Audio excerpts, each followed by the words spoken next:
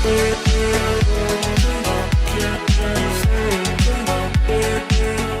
Students, welcome to फीके education. मेरा नाम है आकाश रजक और आज हम अपनी सीरीज को कंटिन्यू करते हुए चैप्टर 7 जो कि डायरेक्टिंग है उसको इसके जो एमसीक्यू क्वेश्चंस है वो रिवाइज करें या डिस्कस करेंगे। तो सबसे पहले हम डायरेक्टिंग समझे। डायरेक्टिंग का मतलब क्या होता है? डायरेक्टिंग का एक मतलब क्या हुआ आपका, जैसे हमने इससे पहले प्लानिंग प्रोसेस पढ़ी थी। प्लानिंग प्रोसेस का काम क्या होता है कि deciding in advance what to do, how to do and how you set your goals and target and achieve. तो उसके बाद आता है ऑर्गेनाइजिंग। ऑर्गेनाइजिंग में हम क्या करते थे, जो भी रिक्वायर्ड रिसोर्सेज होते थे उनको अरेंज करते थे। अब जब प्लानिंग और ऑर्गेनाइजिंग हो गई तो इसके बाद जो अगली स्टेप होती है वो होती है स्टाफिंग, कि हम जो मैन पावर है या जो ह्यूमन है, एम्प्लॉयज हैं, उनको रिक्रूट करते थे। और फिर जब वो एम्प्लॉयज रिक्रूट हो जाते थे, अब हम उनको डायरेक्ट करेंगे कि उनको क्या काम करना है और कैसे काम करना है और क्या उनको सुपरवाइज करना, ताकि वो काम को सही तरीके से कर सके। तो ये हमारा चैप्टर था, कौन सा? डायरेक्टिंग। तो डायरेक्टिंग का जो हमारा पहला एमसीक्यू है वो है which of the following is not a element of directing, है ना। एलिमेंट नहीं है काय का, डायरेक्टिंग का एलिमेंट। तो यदि हम बात करें सुपरविजन की, तो सुपरविजन का मतलब ही डायरेक्टिंग का एक बहुत इंपॉर्टेंट एलिमेंट है। मतलब कि हम किसी को सुपरवाइज कर रहे हैं कि जो काम उसको दिया गया है वो काम वो सही तरीके से कर रहा है कि नहीं कर रहा। मोटिवेशन कहीं ना कहीं एक साइकोलॉजिकल जो माइंडसेट है उसमें चेंज करना है एम्प्लॉयज के, ताकि वो पॉजिटिव तरीके से क्या करे, वर्किंग जो एनवायरनमेंट है उसमें कंट्रीब्यूशन कर सके। कम्युनिकेशन, कम्युनिकेशन भी आपका देखा है किसी भी ऑर्गेनाइजेशन में एक अच्छा कम्युनिकेशन होना जरूरी है, ताकि जो भी हमारी बातें हैं या फिर जो भी हमारे जो गोल्स हैं, टारगेट्स हैं, हम उसको इजीली अपने एम्प्लॉयज तक पहुंचा सकें और एम्प्लॉयज भी उनको अचीव कर सके। तो कहीं ना कहीं जो फोर्थ है प्लानिंग, ये हमारा एलिमेंट नहीं है। प्लानिंग क्या है? प्लानिंग है फंक्शन है काय का, मैनेजमेंट का। Planning is function of management, ठीक है। Planning is management function, clear. Next हमारा जो क्वेश्चन है वो है directing is a dash function of management. तो डायरेक्टिंग क्या है? फंक्शन। प्लानिंग फंक्शन है क्या? नहीं। क्यों? प्लानिंग में हम डिसाइड करते हैं कि हमें क्या गोल टारगेट्स अचीव करने हैं। दूसरा कंट्रोलिंग, कंट्रोलिंग में हम कंट्रोल करते हैं, किसको कंट्रोल करते हैं कि जो भी डेविएशंस हुए। डेविएशंस का मतलब क्या होता है? आपने कोई स्टैंडर्ड सेट करा होगा कि आपको ये टारगेट अचीव करना है, और जब आप एक्चुअल में अपनी परफॉर्मेंस को मेजर करते हो और कंपेयर करते हो स्टैंडर्ड से, तो आपको समझ में आता है कुछ डेविएशंस। डेविएशंस मतलब डिफरेंस है, जिसके कारण हम अपने स्टैंडर्ड्स जो टारगेट थे उनको अचीव नहीं कर पाए।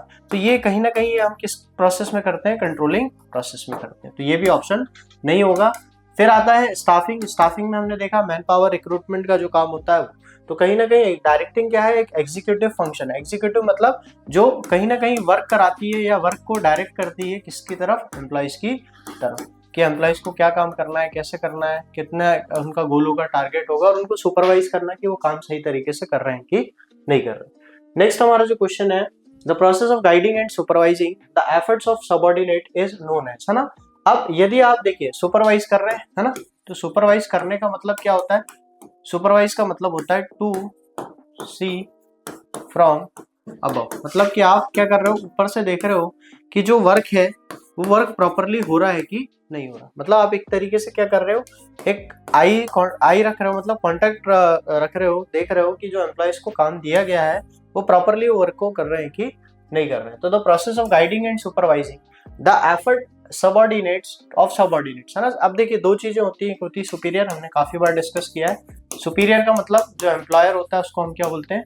सुपीरियर बोलते हैं। और जो एम्प्लॉय होता है उसको हम क्या बोलते हैं? सबऑर्डिनेट बोलते हैं। तो कहीं ना कहीं सबऑर्डिनेट को कौन कर रहा है? सुपीरियर क्या कर रहा है? गाइड कर रहा है और सुपरवाइज कर रहा है। तो ये इसको हम क्या बोलेंगे? तो इसको हम कहीं ना कहीं क्या बोलेंगे? सुपरविजन बोलेंगे। तो हमारा सी ऑप्शन जो होगा वो करेक्ट ऑप्शन होगा।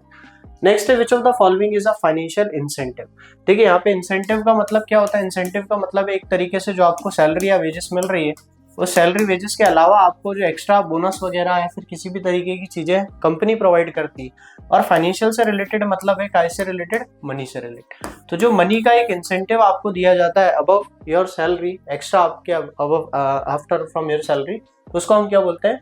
फाइनेंशियल इंसेंटिव बोलते हैं। तो कहीं ना कहीं रिकॉग्निशन, रिकॉग्निशन का मतलब होता है पहचान देना या रिस्पेक्ट देना, या एम्प्लॉयज को ऑर्गेनाइजेशन में एक जगह देना। प्रमोशन मतलब कि उसको जो लोअर पोस्ट है उससे एक हायर पोस्ट पे क्या कर देना? प्रमोट कर देना, उसको हम प्रमोशन कहते हैं। तो ये इसमें फाइनेंस से रिलेटेड कोई भी चीज नहीं है।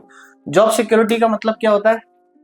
एक तरीके से मेंटल सेटिस्फेक्शन देना एम्प्लॉयज को, कि जो एम्प्लॉय वर्क कर रहा है उसको कभी भी काम से बाहर नहीं निकाला जाएगा। तो कहीं ना कहीं बेस्ट अपना देने की कोशिश करेगा। तो कहीं ना कहीं जो बोनस है वो एक तरीके से एड ऑन है ना, आपकी सैलरी पे, जो कि आपका एक फाइनेंशियल इंसेंटिव होता है। ठीक है, नेक्स्ट हमारा जो क्वेश्चन है, which of the following is an example of non financial incentive. अभी हमने फाइनेंशियल की बात करी, नॉन फाइनेंशियल मतलब जिसमें मनी का इन्वॉल्वमेंट नहीं हो।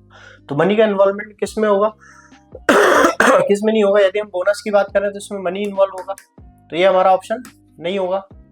सैलरी यदि इंक्रीज हो तो इसमें ही मनी इन्वॉल्व होगा, तो ये भी हमारा ऑप्शन नहीं होगा। कमीशन यदि कोई सेल वगैरह पे या कंपनी अपनी जो मार्केटिंग होती है उस पर अगर एम्प्लॉयज को प्रोवाइड करती है तो ये भी नहीं होगा। तो कहीं ना कहीं रिकॉग्निशन मतलब एक तरीके से एम्प्लॉय को रिस्पेक्ट या एम्प्लॉय को क्या दिलाना, पहचान दिलाना कायम ऑर्गेनाइजेशन, तो इसको हम क्या बोलते हैं?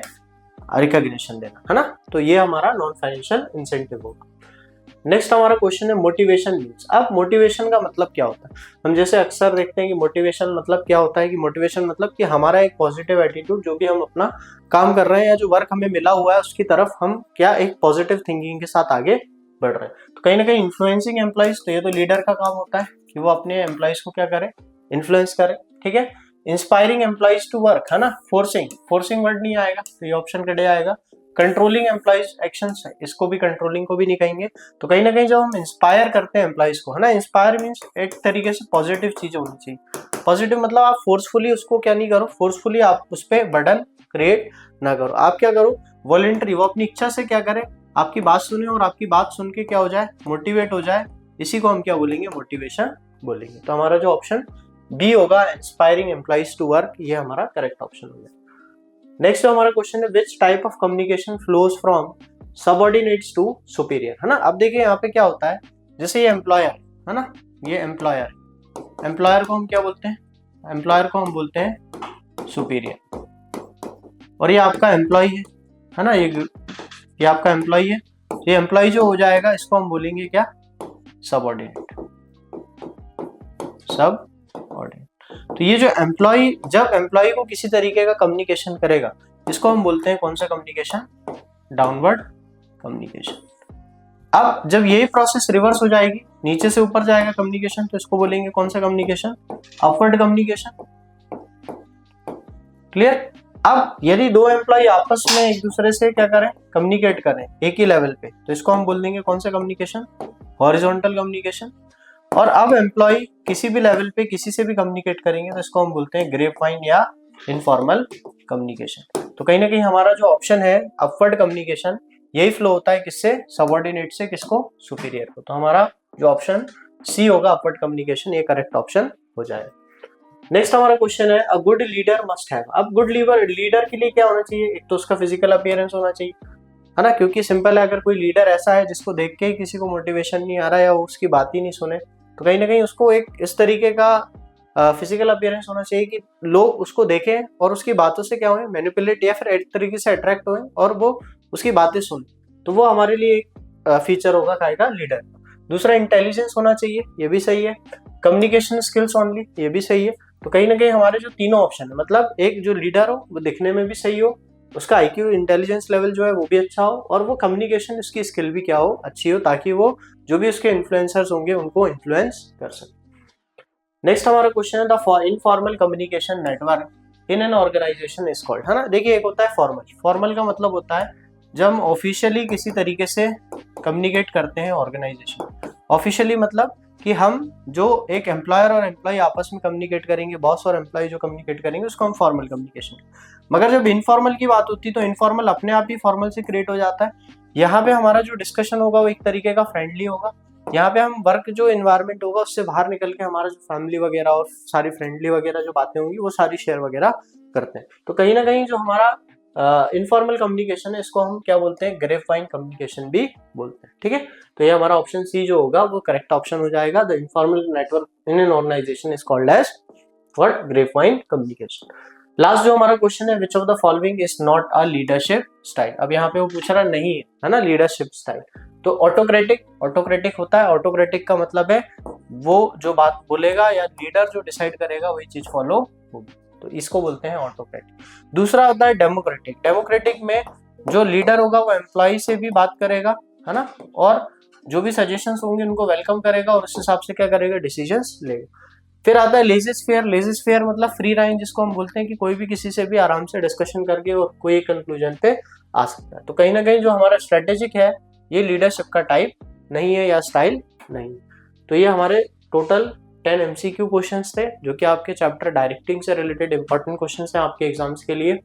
और इसके साथ ही हम कंटिन्यू करते हुए लॉन्ग आंसर शॉर्ट आंसर्स भी आपके लिए लेके आएंगे। तो यदि आपको वीडियो अच्छा लगा है वीडियो को लाइक करें, चैनल को सब्सक्राइब करें ताकि ऐसे ही और इन्फॉर्मेटिव और नॉलेजेबल वीडियोस हम आपके लिए लाते रहें। Thank you.